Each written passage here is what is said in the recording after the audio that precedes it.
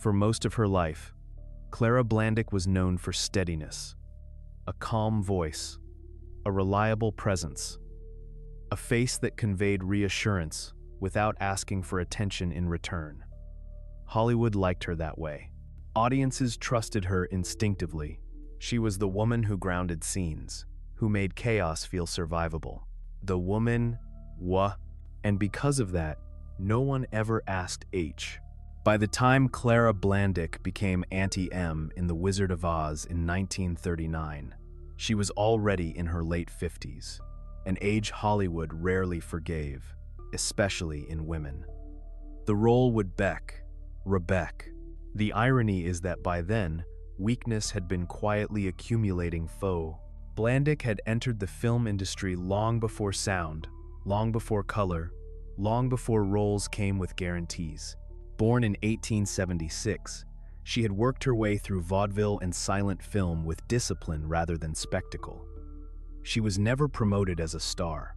She was a professional, dependable, adaptable, unthreatening, the kind of actress studios relied on and then forgot.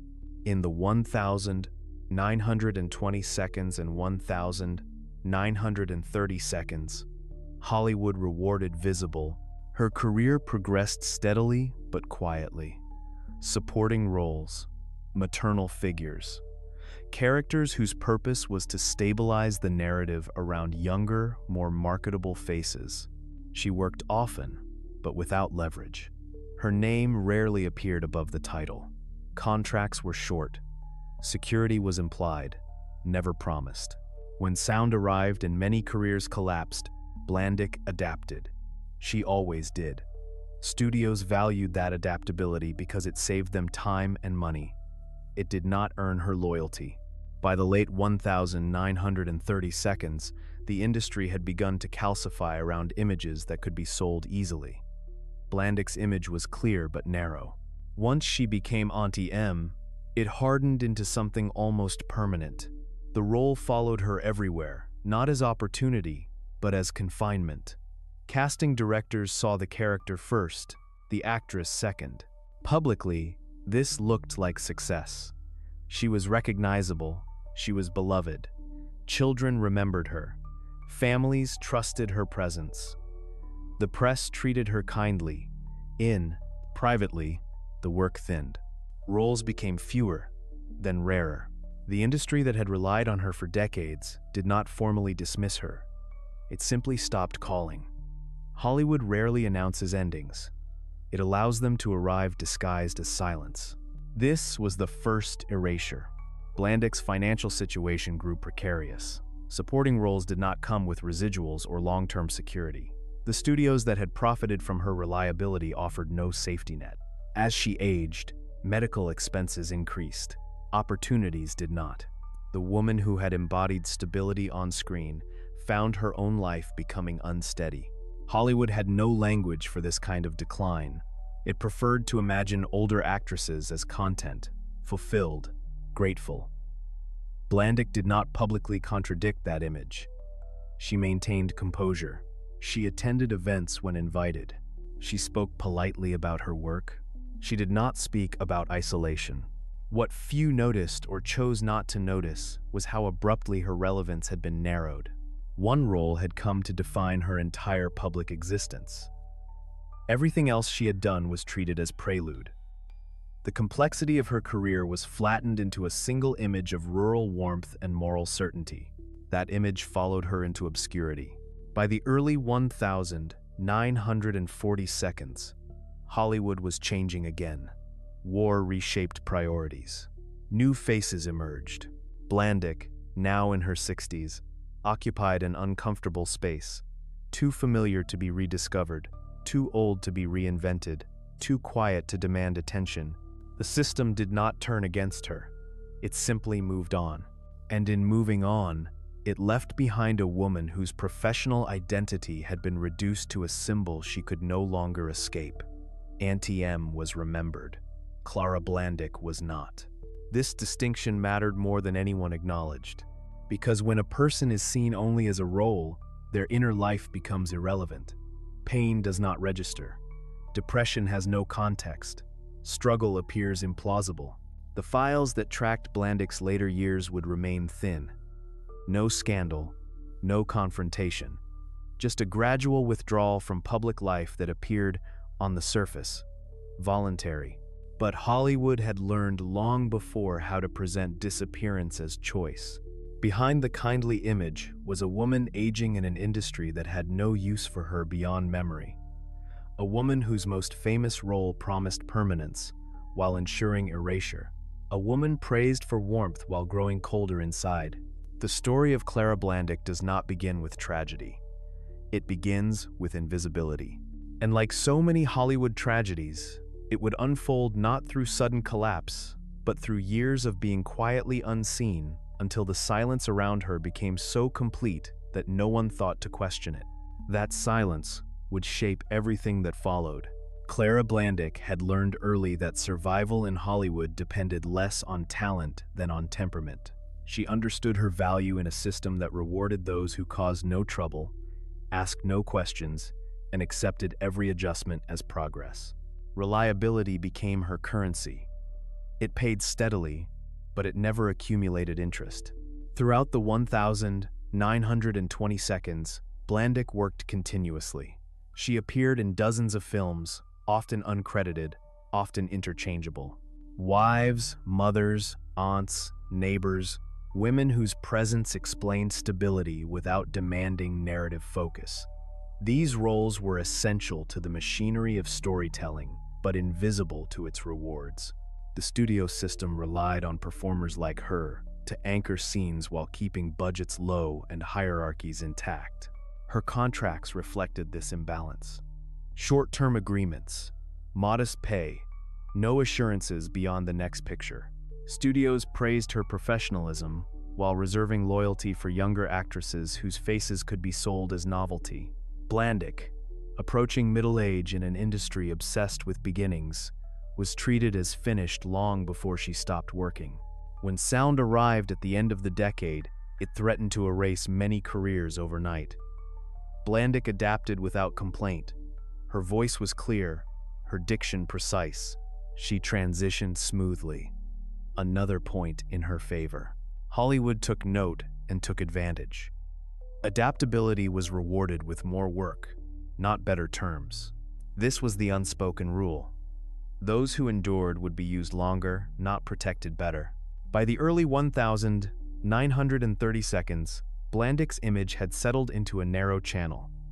She was cast almost exclusively as maternal authority, a reassuring presence meant to contrast the volatility of younger stars. The repetition hardened expectations. Casting directors no longer imagined her elsewhere. Studios stopped seeing range and began seeing function. Publicly, this consistency looked like success. Privately, it limited her leverage. She could not threaten to leave for better roles.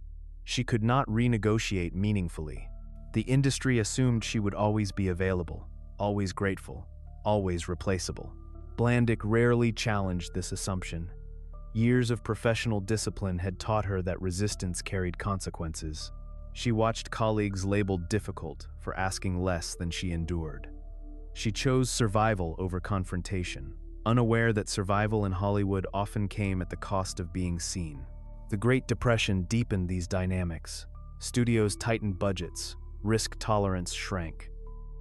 Actors who could guarantee reliability were retained, but only at minimum expense. Blandick continued to work, but the security she assumed would follow longevity never arrived. She was employed, not invested in. The industry praised her steadiness in interviews, describing her as dependable, maternal, unassuming. These words were meant kindly. They also served to justify stagnation. A dependable woman did not need advancement. An unassuming woman did not require protection. By the mid-1,930 seconds, Blandick's personal circumstances had grown more fragile. Acting wages fluctuated, savings dwindled. Aging brought physical strain that work did not accommodate. Yet, she continued, believing that constancy would eventually be rewarded. It was not. When The Wizard of Oz came into production in 1938, Blandick was cast as Auntie Em with little fanfare. The role was modest in screen time, but heavy in symbolic weight. Auntie Em represented home, endurance, emotional safety. Blandick embodied it effortlessly. The performance was brief, restrained, and unforgettable. The film's release in 1939 altered how the world saw her. Children adored her. Audiences associated her face with comfort. The role became iconic almost immediately. Hollywood responded by narrowing her future. Auntie Em was not an opening. It was a seal. After the film's success, casting directors struggled or refused to see Blandick beyond that image. Offers did not increase. They diminished. She was now a symbol, and symbols do not require careers. The industry celebrated her contribution without extending its benefits. Public affection did not translate into professional opportunity. The very role that immortalized her also finalized her confinement. Blandick felt the shift acutely. Invitations slowed. Scripts stopped arriving. The phone rang less often, then hardly at all. No one explained why. No one needed to. Hollywood's methods were subtle by design. She did not accuse. She did not protest publicly. Years of conditioning had taught her that silence preserved dignity, even as it eroded possibility. Behind the scenes, her finances deteriorated. Medical concerns mounted. The security she had assumed longevity would bring proved illusory. Hollywood had taken her reliability for granted and discarded it when it no longer served novelty. What makes this phase of her life difficult to document is its ordinariness. There was no scandal, no rupture, just the quiet realization that a career built on being useful had no defenses once usefulness expired. Clara Blandick had given Hollywood decades of steadiness. In return, it offered her a memory and withdrew everything else. The tragedy was not sudden. It was procedural. And by the time Blandick understood how thoroughly the system had moved past her, the silence surrounding her career had already begun to harden into something more dangerous than neglect. It was becoming history, a history that remembered Auntie Em vividly, while allowing the woman who played her to fade without explanation. That fading would not remain merely professional for long. There is a moment in every long Hollywood career when recognition stops being leverage and starts becoming a trap. For Clara Blandick, that moment arrived quietly, wrapped in affection. People knew her face. They trusted it. And because they trusted it, they stopped questioning what it cost her to remain that way.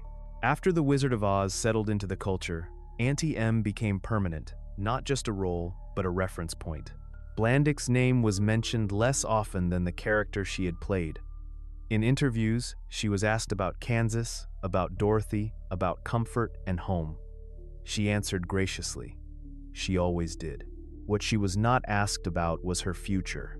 Hollywood tends to confuse familiarity with sufficiency.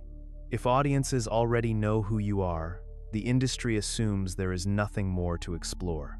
Blandick's image became complete in the public imagination, and completion, in Hollywood, signals the end of investment. The work that followed reflected this shift. Roles, when they came at all, were smaller, less visible, often uncredited. Maternal figures without dimension, elderly women meant to fill space rather than shape story. The pattern was unmistakable. She was being phased out without being dismissed. This method was efficient. It left no paper trail, no grievance to contest. An actress could not accuse a system of neglect when no one had formally rejected her. Silence carried plausible deniability. Blandick felt this erosion deeply. Acting had been her structure, her routine, her means of survival. As offers disappeared, so did the daily validation of usefulness that had sustained her for decades. Hollywood had never promised security, but it had implied continuity. Now, even that implication was gone. Financial strain followed quickly. Supporting roles had never paid extravagantly. Without steady work, savings diminished. Aging brought medical concerns that required attention and money. The studios that had relied on her dependability offered no assistance. There were no pensions, No safety nets, no acknowledgement that her labor had contributed to their success. The industry's silence grew louder. What made this period especially isolating was the disconnect between public perception and private reality. Audiences believed Blandick was content, settled, fulfilled. She had played warmth so convincingly that people assumed she lived inside it. Depression, in that context, seemed incongruous, implausible, almost ungrateful. Hollywood reinforced this illusion by continuing to circulate her image in comforting ways. The film played on television. Her scenes were replayed endlessly. She became timeless on screen while aging invisibly off it. This is how disposability operates when disguised as affection. Blandick did not have the language to describe what was happening to her. Depression was rarely discussed openly, especially among older women. Pain that could not be dramatized or monetized was ignored. To admit distress would have risked confirming the industry's quiet judgment that she was no longer viable. So, she endured in silence. Friends noticed changes, withdrawal, fatigue, a heaviness that did not lift. But without a crisis to anchor concern, these signs passed without intervention. Hollywood had taught everyone how to mistake absence for acceptance. By the early 1942s, Blandick's professional identity had narrowed almost completely to memory. She was occasionally recognized in public, thanked for a role she had played years earlier. These encounters were polite, affectionate, and hollow. They acknowledged her past without offering her a present. The psychological toll was cumulative.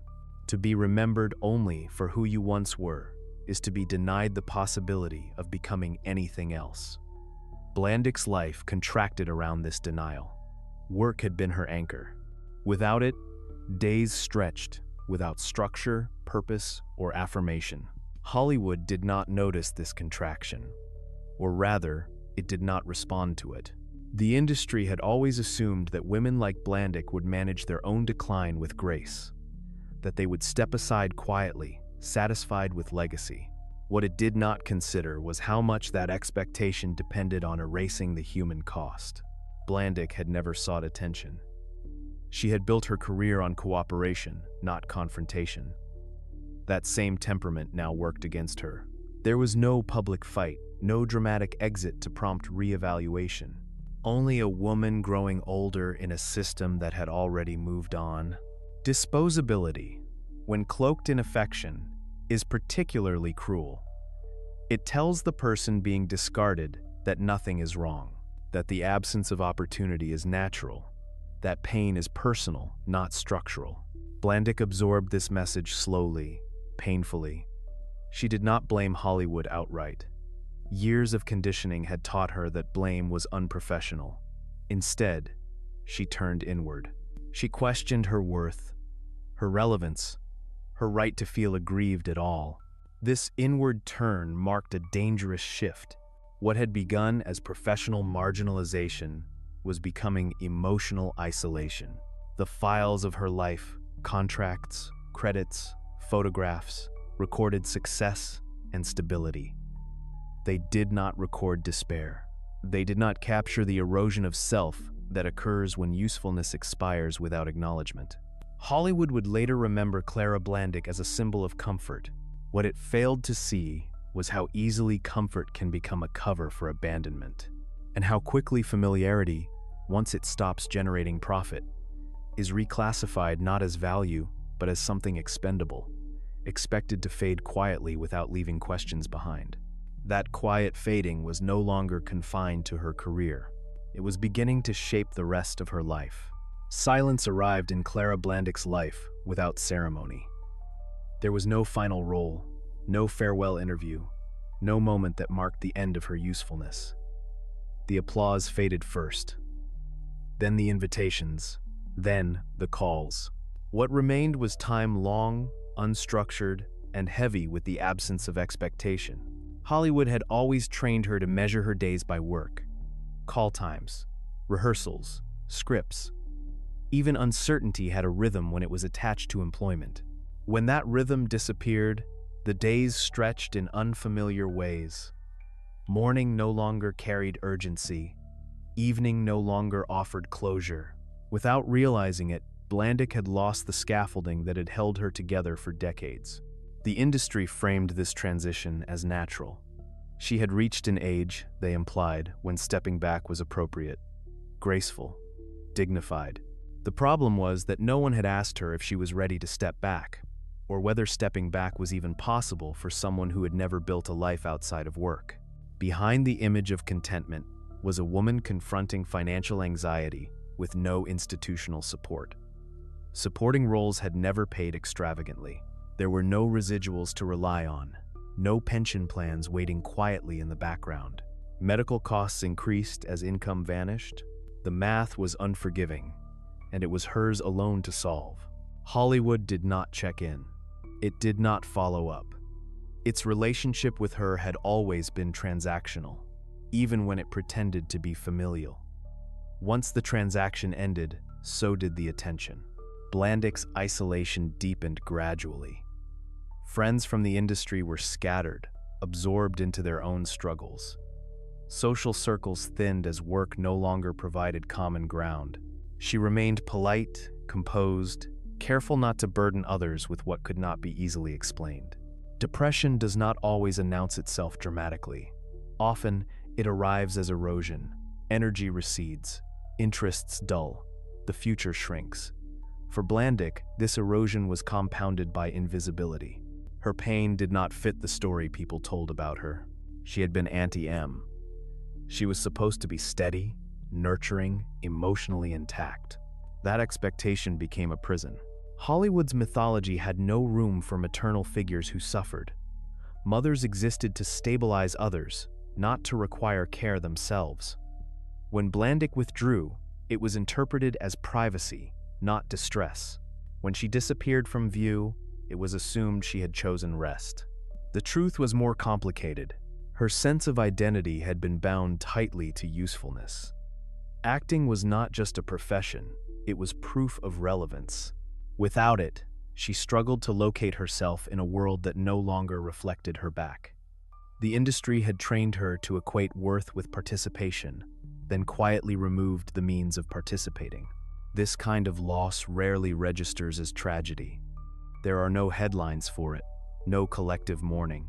It unfolds in private spaces, measured by unanswered letters and unreturned calls.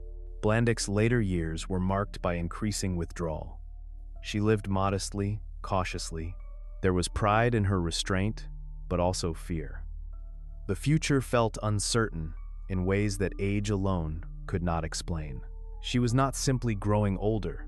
She was being erased from a system that had once defined her existence. Hollywood's silence was not malicious. It was habitual. The industry does not maintain relationships beyond usefulness. It remembers images, not people. When it moved on, it did so without malice and without remorse. This absence of intention made the abandonment easier to deny. What makes this phase of Blandick's life so difficult to reconstruct is precisely its quietness. There are no dramatic records, no explosive events, only the steady accumulation of loneliness, financial pressure, and emotional fatigue. These are not the kinds of details history preserves willingly. The public continued to associate her with warmth and reassurance. Her performance lived on, endlessly replayed, unchanged by time. Each broadcast reinforced the illusion that she remained intact somewhere beyond the screen, still offering comfort. Meanwhile, the woman herself faced days defined by constraint and uncertainty. The distance between image and reality widened until it felt irreconcilable. Hollywood had always relied on this distance. It allowed the industry to enjoy the benefits of emotional labor without acknowledging its cost. Blandick had given audiences a sense of safety. When she needed it herself, there was no reciprocal structure to provide it. The silence that followed her career was not accidental. It was the predictable outcome of a system that celebrates presence and ignores aftermath. Once applause ends, attention shifts. What remains is left to fend for itself. For Clara Blandick, that silence became louder than any rejection. It confirmed what she had begun to fear, that her value had always been conditional, and that condition had expired. The danger of such silence is not merely that it isolates. It convinces the person living within it that their pain is unreasonable, that their distress is a personal failure rather than a systemic one. Blandick carried this belief quietly. She did not demand recognition. She did not articulate grievance. She endured. But endurance, without acknowledgement or support, eventually turns inward. And as the years passed, the silence surrounding her life stopped being a pause between chapters. It began to feel like an ending being written without her consent. By the late 1940s, Clara Blandick's world had narrowed to a handful of rooms and a shrinking circle of human contact. Hollywood had not formally expelled her. It had simply stopped acknowledging her existence. This distinction mattered because it allowed the industry to maintain the illusion that nothing had gone wrong. From the outside, her disappearance appeared voluntary. She no longer sought work. She no longer appeared at events. She lived quietly, unobtrusively. In a culture trained to respect withdrawal as dignity, this quietness was interpreted as acceptance. But acceptance implies choice. What Blandick faced instead was accumulation. Years of professional marginalization compounded by financial insecurity, emotional isolation, and a growing sense that her usefulness, once her anchor, had expired. The identity she had built through work had no replacement. Without roles, without routine, without acknowledgement, time became heavy rather than liberating. Hollywood had no mechanism for afterlives. The industry's relationship with aging women had always been precarious. But for character actresses like Blandick, it was especially unforgiving. Stars might transition into nostalgia. Supporting players were expected to fade without ceremony. There was no institutional memory for those who had steadied stories without ever commanding them. Blandick's finances reflected this erasure. Decades of work had not translated into stability. Residuals were minimal. Savings were finite. Medical expenses increased as income declined. The math grew more frightening with each passing year, and there was no studio, union, or public body stepping in to help. Pride kept her from asking. She had been trained to endure quietly, to manage privately, to avoid burdening others. These habits, once praised as professionalism, now isolated her further. She did not dramatize her struggle. She did not make demands. She carried the weight inward, believing that to complain would confirm her own disposability. Depression deepened in this silence, not as spectacle, but as erosion. Motivation thinned. Sleep became irregular. Days lost shape. Without external validation, her sense of worth began to dissolve. The world no longer reflected her back to herself.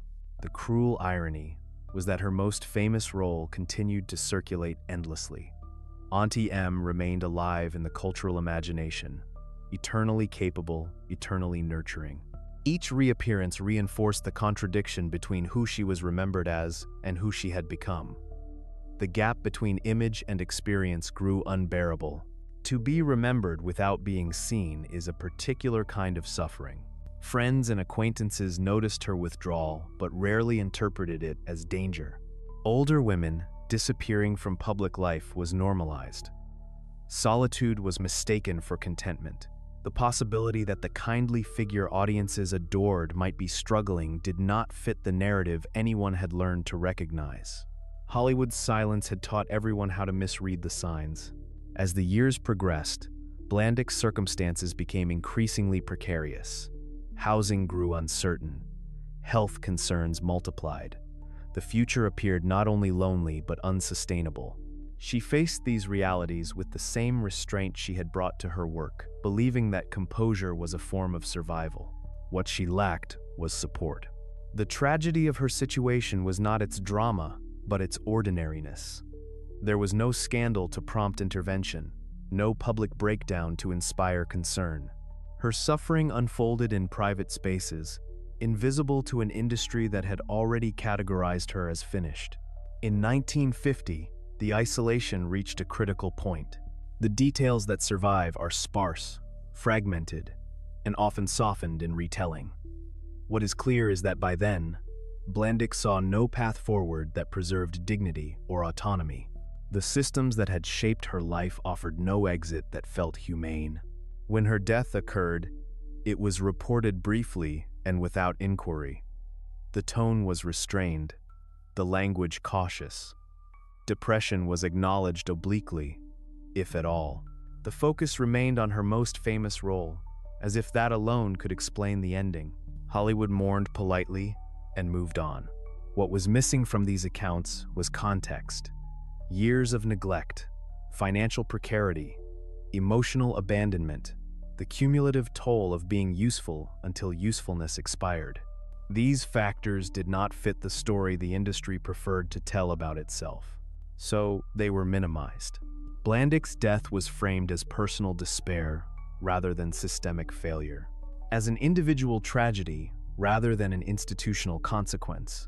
This framing protected Hollywood from scrutiny and preserved the myth that the industry merely reflects human frailty rather than shaping it. In doing so, it ensured that her final chapter would remain isolated from its causes. The weight of her ending was carried alone, without witnesses who might have asked why a woman who had given audiences comfort for decades received none when she needed it most. This was not a sudden collapse. It was the final convergence of pressures that had been accumulating quietly for years. And while her life ended in 1950, the silence surrounding it continued unchallenged, unexamined, and disturbingly familiar. The files that remained told a simple story. They did not tell the whole one. That omission would become the most enduring part of her legacy. After Clara Blandick's death, Hollywood responded in the way it always had when confronted with loss that carried inconvenient questions. It softened the edges, it lowered the volume, it remembered selectively. The announcement of her passing in 1950 was brief and restrained. Newspapers noted her age, her most recognizable role, and little else. There were no investigations into circumstance, no broader reflections on how a woman with decades of steady work could end her life in such isolation. The industry framed the moment as an unfortunate but private conclusion. This framing was deliberate. Hollywood had perfected the art of gentle forgetting. Not erasure that provoked outrage, but omission that felt natural. Blandick's story did not vanish entirely. It was reduced, condensed into a paragraph, then a sentence, then a single image. Auntie Em, kind, stable, complete. That image absorbed everything else. By allowing her identity to collapse into one role, the industry avoided confronting the years that followed it. The financial strain, the loneliness, the gradual withdrawal from relevance. None of this fit comfortably beside the warmth audiences associated with her face, so it was left out. Hollywood often speaks of legacy as if it were a gift bestowed upon the deserving. In practice, it is a negotiation between memory and convenience. What is remembered must reinforce the mythology that sustains the system. What threatens it is quietly set aside. Blandick's later life threatened that mythology. To acknowledge that an actress celebrated for embodying home and stability died amid despair would raise questions Hollywood had no interest in answering. Questions about age, about gender, about what happens when usefulness expires. Questions about responsibility beyond applause. So the narrative was contained. In retrospectives, her name appeared politely, almost tenderly. Writers praised her warmth. They spoke of her professionalism. They rarely mentioned the circumstances of her death, and when they did, they framed it as a personal struggle rather than a cumulative consequence. Depression was individualized. Context disappeared. This approach allowed Hollywood to appear compassionate without being accountable. The forgetting was not malicious. It was procedural. The industry did not convene to decide how to remember Clara Blandick. It followed habits that had already been established. Habits that prioritized continuity over clarity, sentiment over scrutiny. Time assisted in this process. As years passed, details blurred. Those who might have spoken directly about her later years aged and disappeared themselves, records thinned. What remained was what had always been easiest to preserve: the image. Television ensured that image endured. The Wizard of Oz became a cultural constant, replayed annually, introduced to new generations as timeless comfort. Auntie Em remained forever present, untouched by the years that had undone the woman behind her. This repetition reinforced a dangerous illusion. It suggested that Blandick's life had been resolved by that role, that fulfillment had been achieved, that nothing more needed to be examined. The character provided closure Hollywood never earned. Meanwhile, the structural conditions that shaped her ending remained unchanged. Older actresses continued to face diminishing opportunities. Supporting performers remained excluded from meaningful financial security. Depression, among those pushed out of visibility, remained unspoken. The system learned nothing because it did not see itself reflected in her outcome. Blandick's story became an example of how thoroughly Hollywood could absorb loss without altering behavior. It demonstrated the efficiency of selective memory. Remember the comforting parts. Forget the inconvenient ones. Move forward. This pattern would repeat across decades. Women whose labor stabilized films without earning protection continued to age out quietly. Their disappearances were framed as natural transitions rather than forced withdrawals. The industry praised their contributions in past tense and offered nothing in present tense. Hollywood's ability to forget gently depended on the public's willingness to accept curated memory. Audiences trusted what they were shown. They did not ask what happened afterward. The system relied on this trust. Clara Blandick became part of that trust. Her image reassured. Her absence went unquestioned. What makes this forgetting especially unsettling is how calm it feels. There is no villain to condemn, no single moment to point to. Only a sequence of omissions that, taken together, form a pattern as damaging as any overt act. Hollywood did not destroy Blandick's legacy. It preserved a version of it that required no self-examination. In doing so, it ensured that the conditions leading to her death would remain unchallenged. If tragedy is framed as personal, systems remain intact. If loss is romanticized, accountability dissolves. The files that documented her life remained incomplete not because information was unavailable, but because curiosity stopped where comfort began. Gentle forgetting is not mercy. It is maintenance. And in maintaining its mythology, Hollywood learned once again how to survive the quiet casualties of its own design. Clara Blandick was remembered just enough to be sentimentalized, not enough to be understood. That distinction would shape how her story was told or avoided for generations to come. What remains of Clara Blandick's life, when separated from the roles that defined her, is not mystery but pattern. The tragedy does not hinge on a single decision or a moment of spectacle. It unfolds through accumulation years of quiet pressure, diminishing relevance, and an industry that never learned how to care for those it no longer needed. The idea of lost files suggests something hidden deliberately, locked away to avoid discovery. In Blandick's case, the loss was more subtle. Her records were not destroyed. They were allowed to thin. Contracts expired without commentary. Roles disappeared without explanation. The emotional cost of this erosion was never documented because Hollywood had no category for it. What could not be categorized was ignored. Her final years did not fit the stories the industry preferred to tell about itself. There was no scandal to explain her disappearance, no dramatic fall to turn into warning. Only a woman aging out of relevance, carrying the weight of decades of labor without the protections that might have made endurance survivable. Hollywood framed this outcome as inevitability. Age arrives, careers end, people move on. This framing allowed the industry to treat her life as complete, finished neatly by a single beloved performance. The complexity of what followed was dismissed as peripheral, unimportant, but endings are rarely neat for those living inside them. Blandick's depression was not an isolated affliction.